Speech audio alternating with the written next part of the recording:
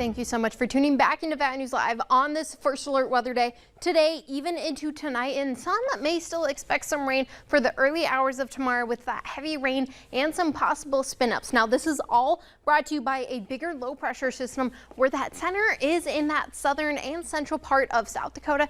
Now, we are getting the after effects that are brought to you by another front here with a cold front. And here is another look at that satellite and radar. Now, zooming in, most of the heaviest rainfall we've seen all day this morning is in that southern valley, just near that Brown, Marshall, and even Roberts County. And we are starting to see some radar indicated totals for them. Now, near that Oaks area, you are seeing some reported rain totals of just over 5 inches. Now, in that yellowish area, you are seeing rainfall totals of just 2 inches. However, you're still having that low visibility because of those heavier rainfalls of what we call banding, which is causing some localized flooding down there near Ellendale. Now, with that, we're starting to get some of those bands here closer to the FM area. We just heard some of that heavier rainfall here at the studio, but otherwise, we're starting to get that bands continuing to move through. And here in Valley City, Jamestown, you will be getting one of those heavier bands here shortly over the next 30 minutes. Now,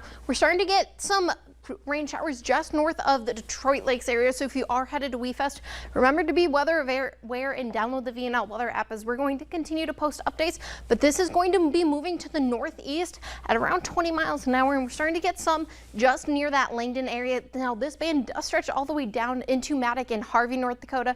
But we're also seeing those cooler temperatures where you're seeing those rain showers. Now, areas like Oaks, you're sitting in the 60s, whereas in the Northern Valley, you're sitting warm in those 80s. And those 80s are going to stick around over the next couple hours, only for the Northern Valley. Now, for your hour-by-hour forecast, we're going to continue to see those rain showers move through and even into the Detroit Lakes area as this low pressure system continues to move up closer to the Southern Valley. Now, those thunderstorms can produce some localized flooding, and it's going to be mostly widespread in the southern and in the eastern part of the valley tonight. Now, this is around 1 a.m. We're starting to see some of those bands go through the valley and even into that Grand Forks. It can go just to the south of you. Now, these showers do continue as we head throughout the rest of your overnight hours. However, as the sun sets, it loses some of its strength because of that sun setting. Now, most of us near the Devil's Lake Basin in Langdon, you are going to calm down and have some partly clear skies tonight.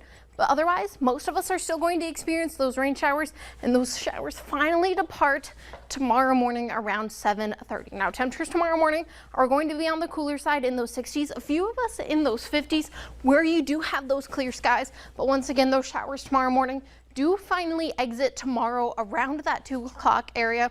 But we can have some chances of some fog behind these showers. Now, those winds behind will be out of the north, relatively breezy, but otherwise after that, those showers, temperatures are going to be in those 80s and 70s, and with more chances of rain throughout the week as we do get more cold fronts coming through. Now, for your Pro-Seed 3-day farming forecast, temperatures once again get back into those 80s and even into those 70s, but we are still tracking those rain showers, so don't go anywhere, because after the full forecast, Bobby, I'll continue to update you on the VNL weather app and here in the last weather.